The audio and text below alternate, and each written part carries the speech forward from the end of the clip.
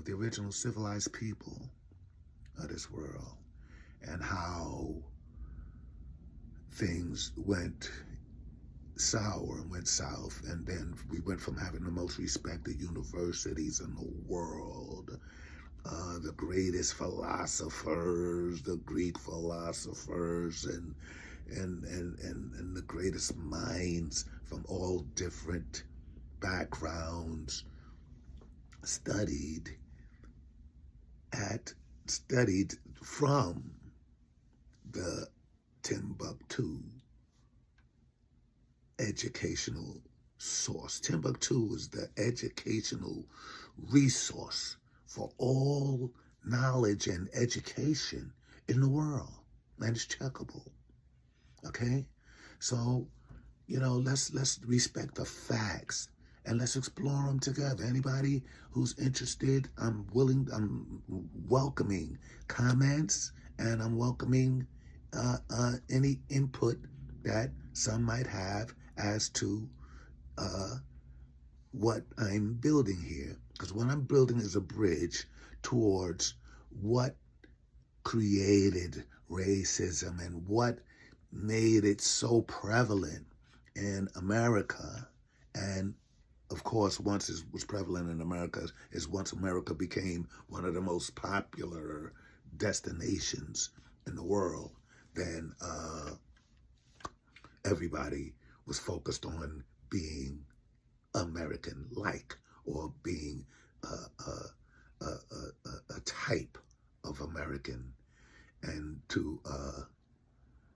for entertainment purposes.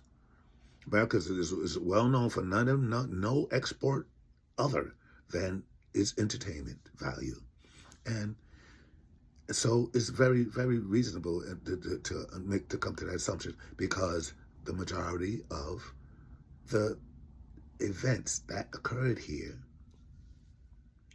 allowed people's opinions and people's reactions to things, occurrences, and experiences to show up and to exhibit entertainment value. So there's many things over many years, and many of people who have taken different platforms and have entertained us in various ways. And not all black folks, there's some of other backgrounds, but I focus on the black people because that's who I am. And the main thing I don't appreciate is the disrespect and the dysfunction that civilized humanity has, and the disdain, well, we had dissing, the disdain that civilized humanity has for the black African diaspora male in this, especially in this time. You know, we the greatest thing as long as we've got something to offer. But other than that, then we the greatest villain.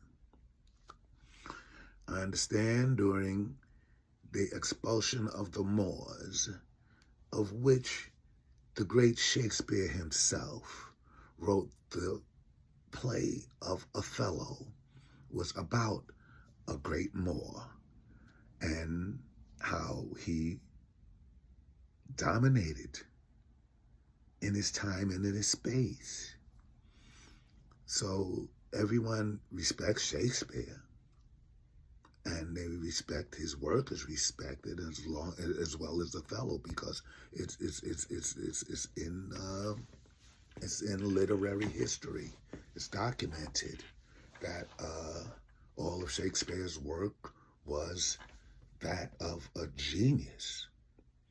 So,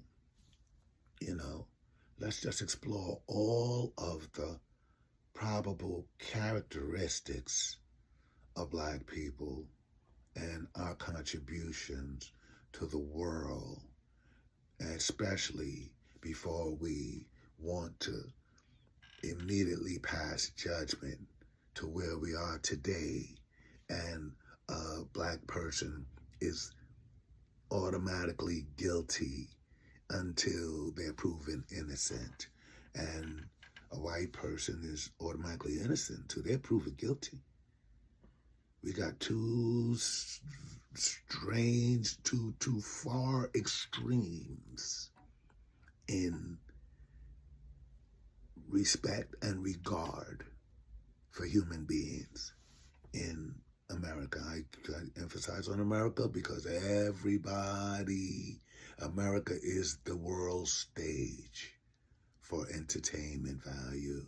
I lived in New York City my whole life, and it's a tourist attraction. And I've entertained some tourists because I'm a very easygoing person, and I don't have a problem with welcoming people to a place where I'm almost not even accepted myself at times. I feel like I'm an outcast. But when I encounter tourists from different places and they're interested in things that I can help guide them to what's going on in the city, I gladfully give them my as much input and encouragement and make them feel as welcome as I possibly can. And I've done it on numerous occasions. And I've said to myself a couple of times, I said, wow, I don't even, well, in my youth, in my more youthful times, I would say to myself, wow, I'm not even experiencing all of this stuff, all of the great exhibits that the city has to offer myself. And I'm being kind to the tourists who are obviously they have more wherewithal than I have, because New York is not a cheap place to tour. For tourism, the tourism is rather expensive. So, you have to put your big boy pants on, and you have to earn your way to be able to afford the amenities of New York City. And that's for all my beautiful young black folks who are just coming up, and you're just coming up in the workforce, and you're just learning your way around, and you find it difficult because of the systematic design against you to enjoy the places that other people come from all over different places in the world to enjoy. So, my intention today on this NIA, which is purpose in Swahili, of 2024, is to purposefully put out a message to all my people. We are still black and beautiful. I'm still black and proud. I don't know what happened to that. James Brown must be turning over in his grave right now. You see how some black folks are acting towards each other, and some are behaving as if they don't have any other means, any other way. Our ancestors had very little to survive off of after after the Emancipation Proclamation. But they made it. The majority of our people made it through struggle and guidance of the more notable people, Harriet Tubman, Nat Turner, Frederick Douglass, during the slave times, to give guidance to those who were less aware or less prepared for handling and dealing with a situation where they come from another land, and they're being oppressed against, and the laws of the land were created so against your favor. The police department, as we know it now, was originally created by the rich, slave plantation owner whites to keep the slaves in order and to catch the slaves and return them back to their master's property. This makes me very uneasy, just the recall of my original education of this.